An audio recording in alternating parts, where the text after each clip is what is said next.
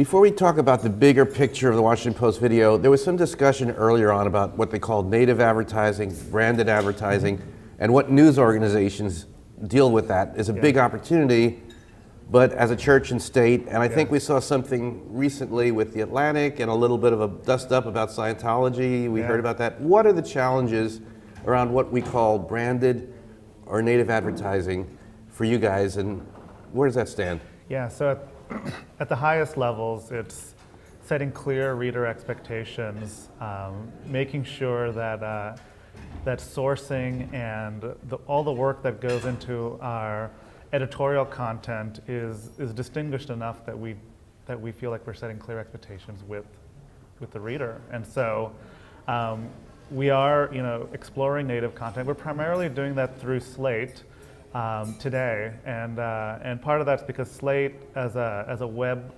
only publication, is able to work in these new areas with a lot of latitude and in the same way that some of these other news organizations. The Post is different. I think people have expectations around the Washington Post brand because of all the things it stands for historically, that the bar a lot of times is higher for things.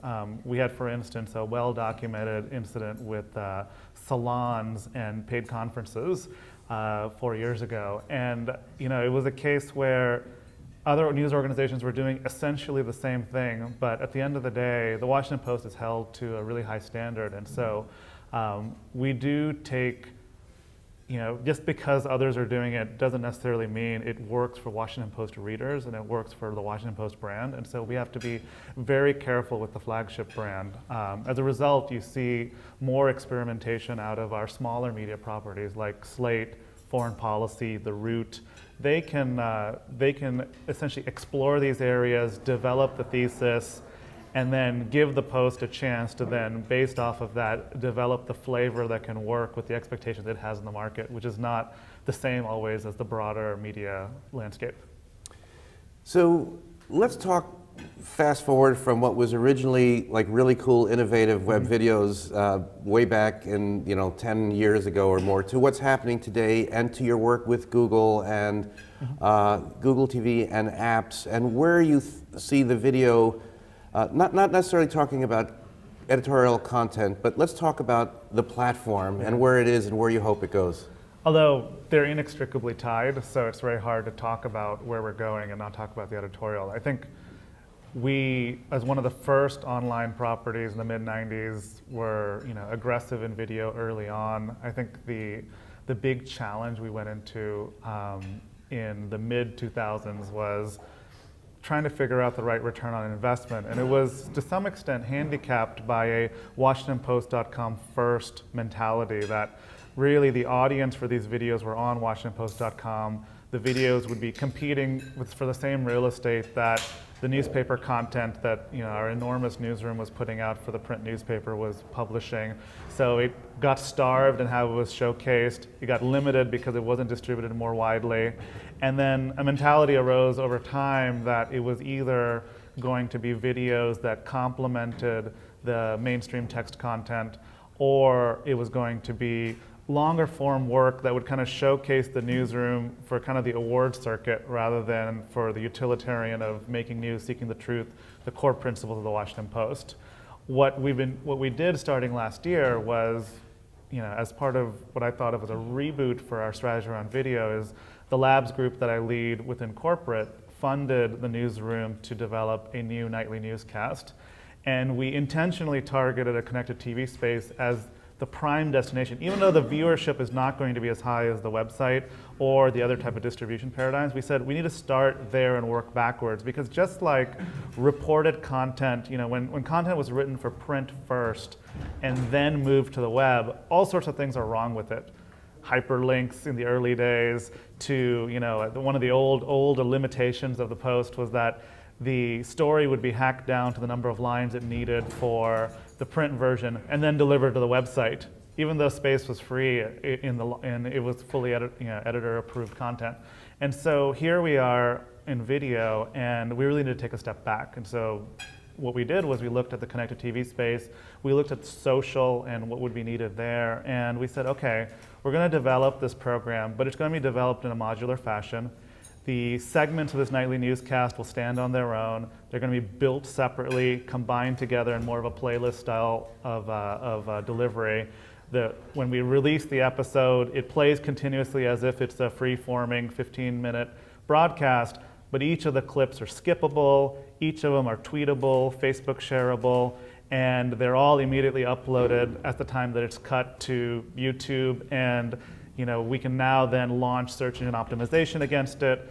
Each of the clips are indexed in the CMS such that articles can then be made and paired with that. And so that kind of structure, so rather than, if we were doing it in the print first digital way, we would have shot the 15-minute program and then time would elapse as we cut it down and did all that work. Here, we're building it from the ground up in a segmented fashion, clipped out, so to speak, so that light editing leads to, kind of the web product. And so just like, there's all sorts of examples on the internet of unbundling. We started in the unbundled state to build our video program. And the Google TV app really helped kind of force that framing that we needed to think that way to build the app in a manner that fit that user community. Where we're going with that now, for the app itself, the app is going to be a container for original Washington Post video content and the syndication partnerships we're able to strike going forward. And you're going to see that app on Roku very soon, in the next couple of weeks, and then being evolved out from there. And then on the content side, the development of this high quality, it was very important for us to show the newsroom that we could produce high quality content with people that were video first people, not the B talent of the newsroom that couldn't get on MSNBC, but actually prime talent that came to the newsroom and were journalists in their own right. And one of the anecdotes I love to share in our video strategy is the lead host of The Fold had worked 2 years as a documentarian, doing a documentary on China and the interconnectedness of our economies. And during those 2 years, he had tried desperately to get Dr. Henry Kissinger on, never successful. And then, 2 weeks before the inaugural week launch of The Fold, we're trying to line up great guests. And he sends an email to Dr. Kissinger, and he gets back, within a couple hours, and one line, Dr. Kissinger will be here at 3:30 to do his filming. It was an important signal, not just because we were able to make news with that interview, because he was able to opine on the challenges the next president faced in foreign policy in Iran, but it was also a big signal because a few years ago, politicians would not have seen a web-only video platform as a place to spend their time. They would have talked to the print reporter, they might have gone on broadcast, but the idea that they would that someone of his stature who does very limited public appearances would come for our new web episode of The Fold was a really big signal. And so we've taken that and then said, okay, we need to make a big investment around video now. It clearly has to be part of our original content publishing future. And so we've announced a politics channel that we're developing. We're going to do multiple shows to complement The Fold. They're going to range from talk to kind of roundups, but they're going to be in the same style of quality, well-packaged, web-first, distributable content, and not really focusing on quality over quantity.